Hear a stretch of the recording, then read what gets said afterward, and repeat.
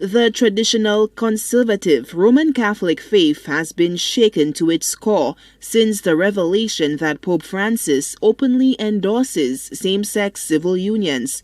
Pope Francis stated, quote, "You can't kick someone out of family, nor make their life miserable for this. What we have to have is a civil union law. That way they are legally covered," unquote. Chairperson 758 Pride, Jessica St. Rose, welcomes this development. But the LGBT community is very happy for what Pope Francis has endorsed, and we welcome the news. Of course, he calls on for the civil union of same-sex couples to be recognized.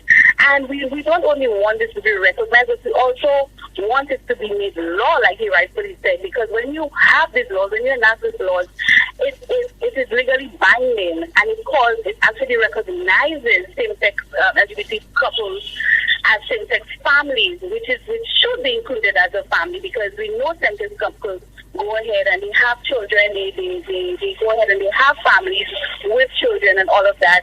The Bible is viewed as the written word of God, and Leviticus chapter 18 verse 22 states, quote, "You shall not lie with a male as with a woman. It is an abomination," end quote. However, according to Pope Francis, quote, "Homosexual people have the right to be in a family. They are children of God," unquote. St. Rose says the civil union is the step in the right direction. However, gay rights groups wish to take it a step further, and the ultimate goal, according to St. Rose, is same-sex marriage. He speaks of civil unions, and we also could recognize Prime Minister Mia Mottley from Barbados, who also spoke about Barbados looking into recognizing civil union. And yes, the talk of marriage was not necessarily there when Pope Francis already made the endorsements, but the fact that he recognizes that they're part of the family and there is they kind of have civil union status, it still says that we still have some more work to do as it relates to marriage of LGBT persons. But for now, we are just happy with the fact that he's endorsing it.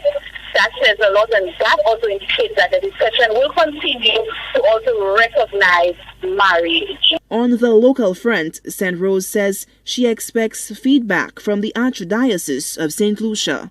But right now, he's given the endorsement, and I would just love to get the feedback from the Catholic Church in St. Lucia, the Archbishop, as to what they think and how they intend to welcome us more into the church community.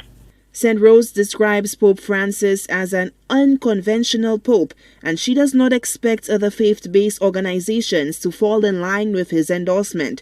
Rather, she says, the pontiff has opened the gateway for a great debate to ensue in the coming weeks. Solange Alfred, HTS News Force.